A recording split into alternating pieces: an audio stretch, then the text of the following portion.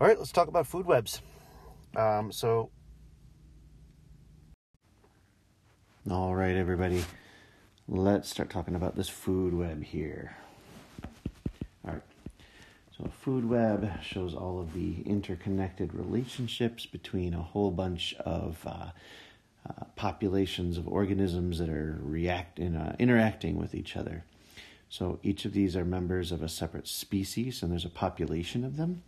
And these populations all together make a community. So here we have a community. This particular one is like one from the Arctic. Okay, let's start talking.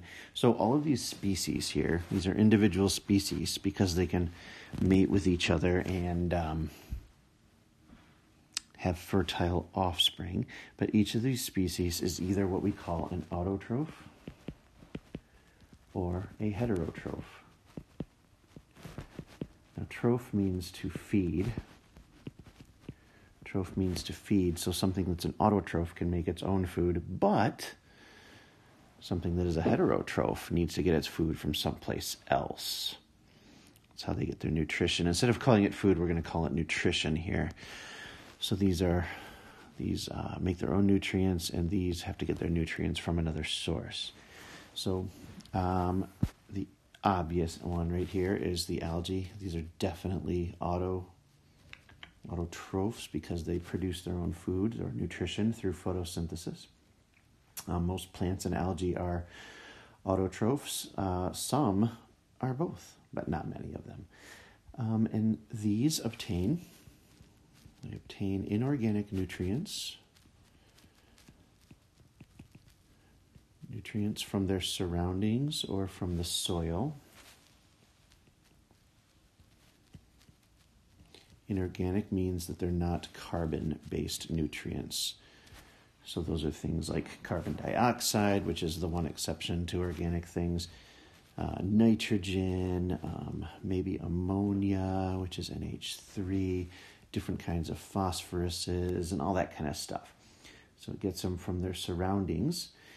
And this is limited. This supply is finite, and it has to get completely recycled all around the world because we don't have a sun version of nutrients. I mean, nutrients exist on Earth, and that's it. If we lose those nutrients, there's no more. Okay, those are autotrophs.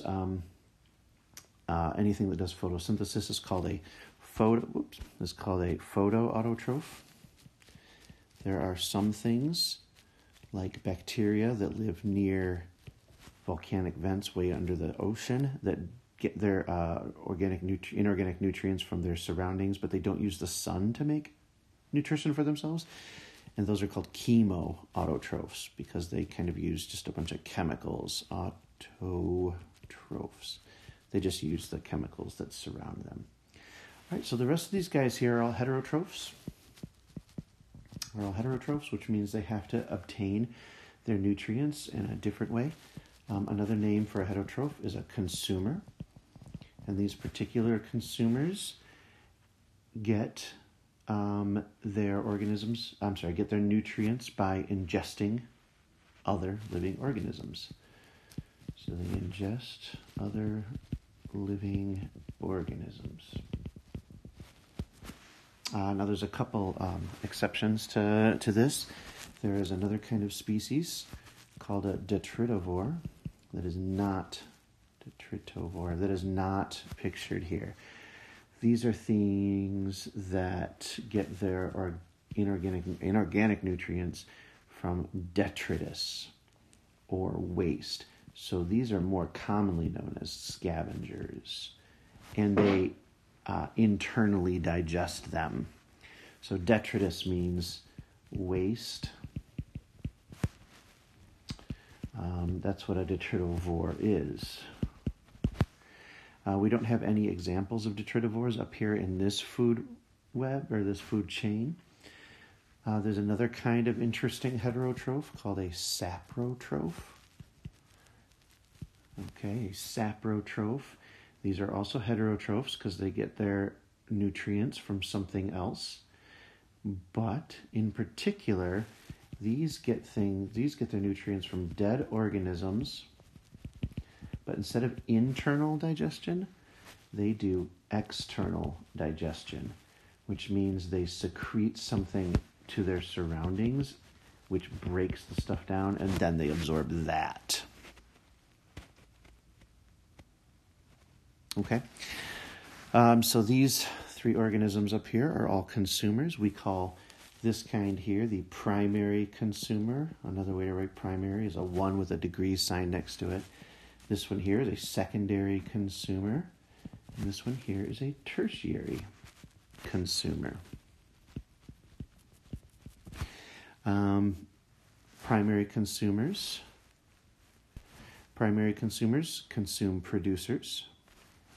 Secondary consumers consume primary consumers, and tertiary consumers consume secondary consumers. Okay, let's remember that each one of these things represents a species. This is a species. And when you have a bunch of individuals from the same species together, that forms a population. And then when you get a bunch of populations interacting with each other, you end up with a community. And then if you include the environment, so if you include the environment in there, and by environment I mean